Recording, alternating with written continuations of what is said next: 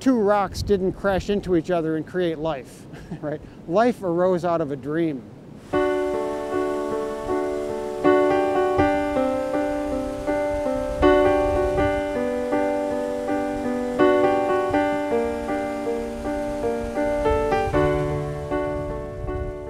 And it was in 1973 when I did my first experience with an entheogen.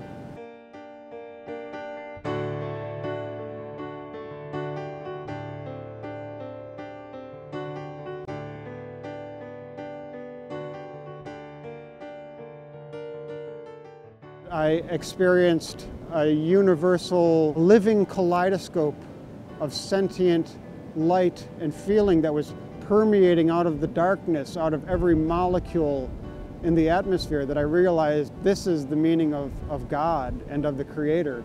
You know, and that's a great, great experience. It really softens our heart. It really, the ego changes at that point. The facade of defending ourselves is really shifted because we are so humbled when we recognize the living cosmos and the eternity that we're surrounded by.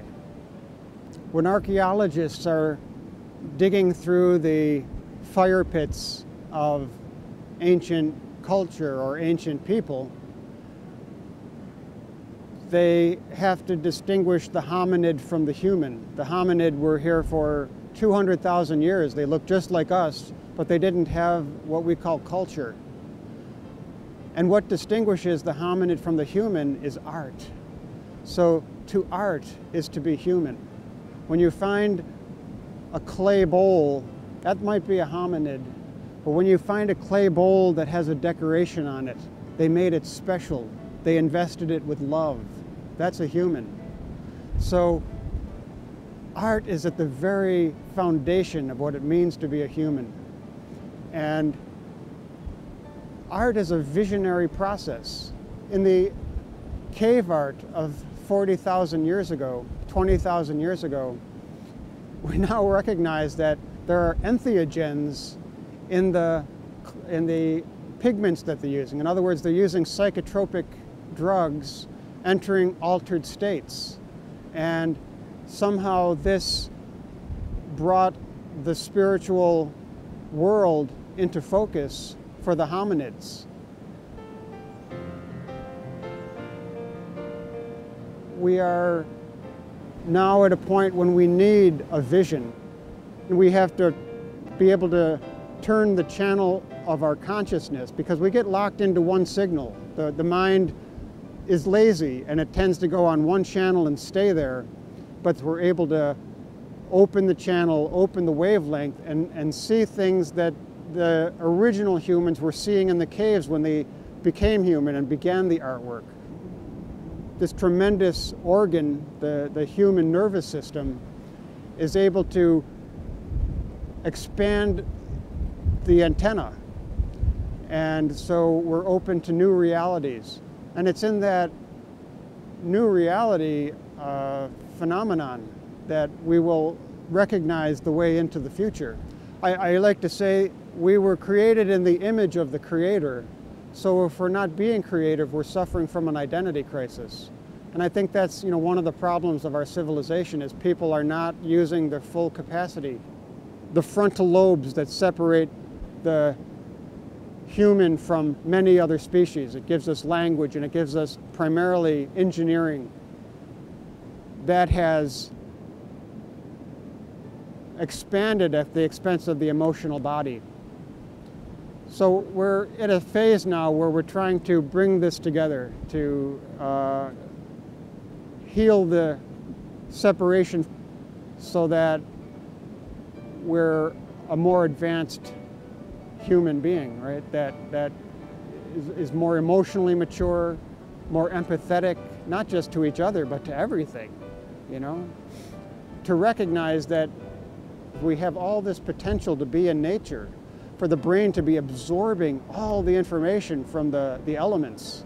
But instead we're in these little artificial borders, these rooms and these beautiful things we build. But I think the unconscious is suffering an anxiety because it wants the enriched experience of Mother Nature. So I talk about a collective unconscious narcissistic wound. And what we're talking about is not self-absorption as much as emotional retardation. A real split between what the frontal lobes, the rational brain, are able to do and what the emotional body, the emotional limbic system, is able to handle.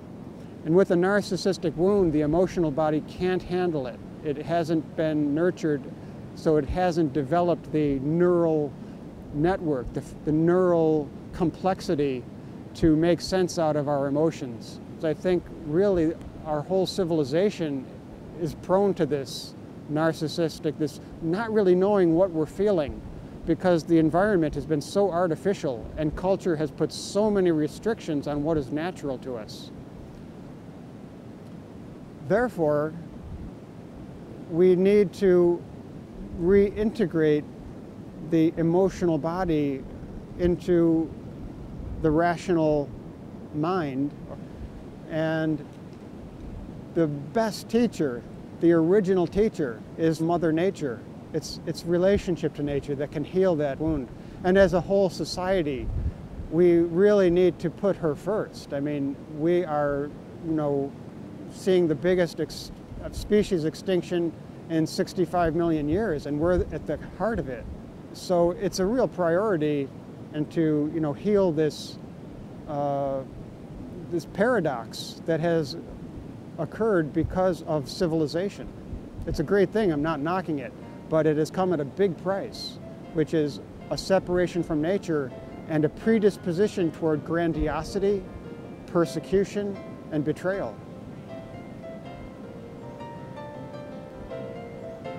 Art, meditation, loving kindness, respect, and a quickness to forgive oneself.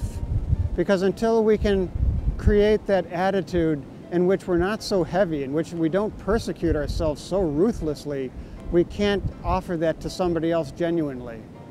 So I think the second coming of the Christ is that relationship to oneself.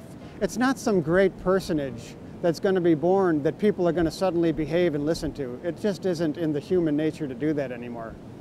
It's oneself, the responsibility one has to oneself to become more loving and kind and understanding, and to forgive oneself, not in a shallow way in which we continue to do stupid things that we know are wrong, but in a genuine way in which we say, look it, we're all in this boat together and I can forgive myself for that and I'm going to try to improve myself.